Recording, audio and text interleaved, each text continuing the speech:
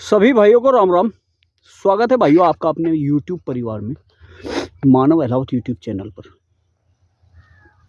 भाइयों, ये सामने से जो आप गेहूं का खेत देख रहे हो, ये हमारा गेहूं का खेत है भाइयों।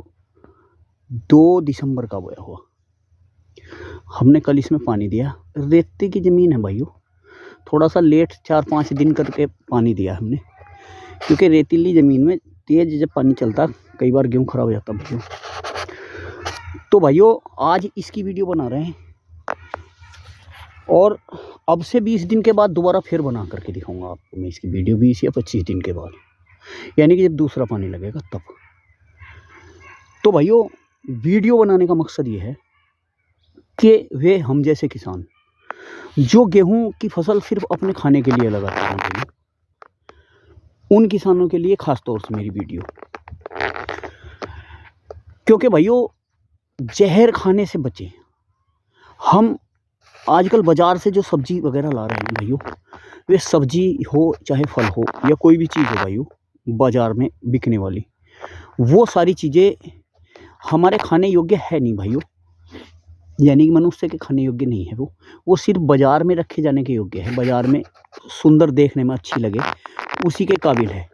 क्योंकि हर चीज़ में भाइयों, चाहे सब्जी कुछ भी हो चाहे फल कुछ भी हो, जहर भरा हुआ आ रहा है भाइयों।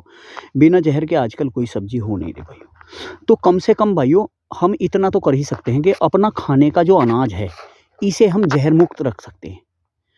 तो उसी के लिए भाइयों मैं आपको आज एक ऐसी चीज़ बताऊंगा कि गेहूं में हम ऐसा क्या लगाएं अपने कि गेहूं में हमारे जहर भी न जाए और गेहूं की पैदावार आम पैदावार से दुगनी आए भाइयों, और गेहूं का दाना चमकदार हो, गेहूं का दाना मोटा हो भाइयों, और हमारा बढ़िया पैदावार हो हर तरीके से, और टिल्लिंग बढ़िया करे गेहूं पहले पानी से ही। यानी कि मैं आज इसे लगाऊंगा मेरे भाइयों, आपको मैं दिखाऊंगा।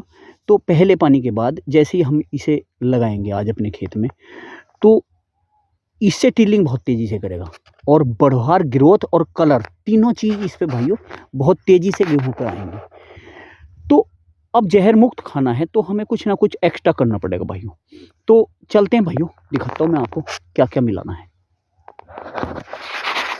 तो भाइयों हमारा 5 बीघे यानी कि 1 एकड़ का खेत है। तो हमने इसके लिए भाइयों लिया है 45 किलो यूरिया, यानी कि नाइट्रोजन, 45 किलो यूरिया।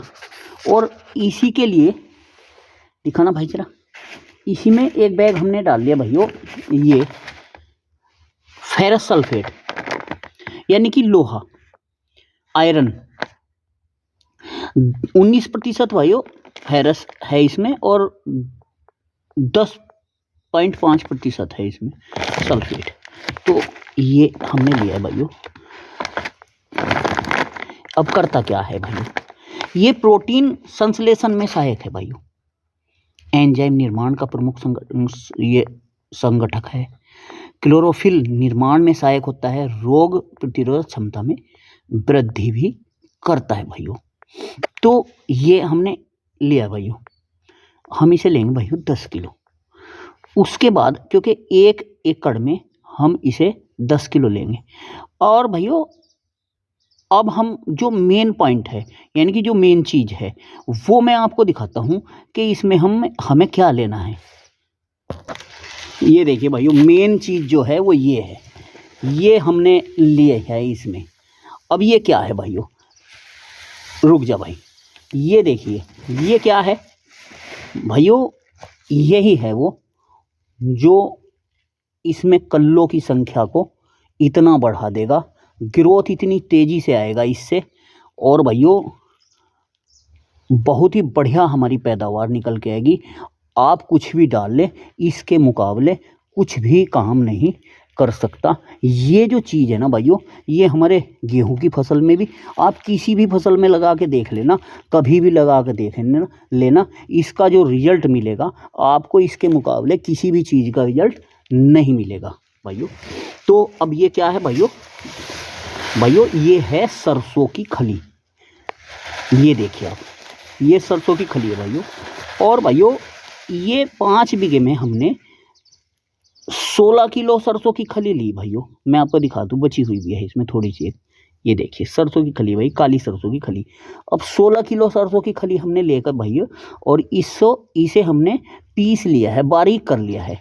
ये देखिए, आप इसे घर में भी पीस सकते हैं भाइयों, आपके घर में मिक्सी वगैरह जैसे होती है उसमें भी पीस सकते हैं। और कई जगह सेलरों पे भी भाइयों इसे सरसों की खली को पीसा जाता है।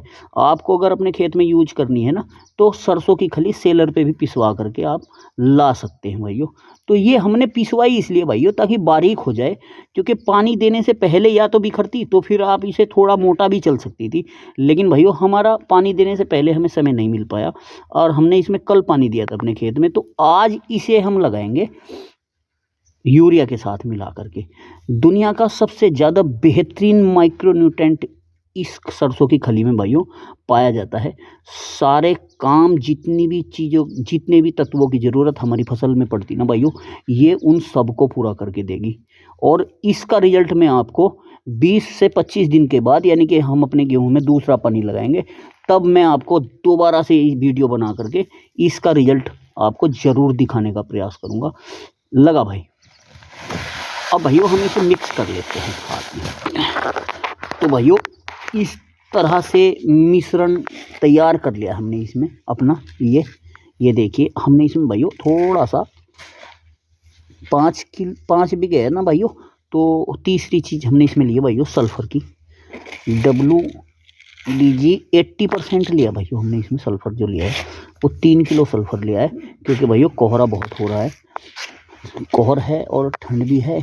और सल्फ़र का एक फ़ायदा और मिलेगा भाइयों, कि सल्फ़र से जब हमने गेहूं की फसल में सल्फ़र वगैरह लगाते हैं ना भाइयों, तो इसका एक अलग से फ़ायदा मिलता है। जैसे कि जंगली जानवर होते हैं ना भाइयों, तो वे हमारी फसल को नहीं खाते, क्योंकि सल्फ़र वैसे भी बहुत अच्छा काम हमारी फसल में करता है। तो भाइयों ये है। अब मैं आपको इसका छिड़काव करेंगे, वो दिखाएंगे भाइयों कैसे करेंगे छिड़काव। तो ये देखिए भाइयों, खाद छिड़काव इस तरह से बिंटू कर रहा है भाइयों।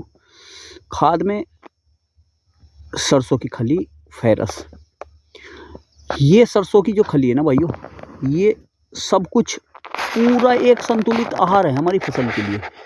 सब कुछ है इसके अंदर भाइयों, हर एक तत्व इसके अंदर मौजूद है जो कि हमारी फसल को चाहिए।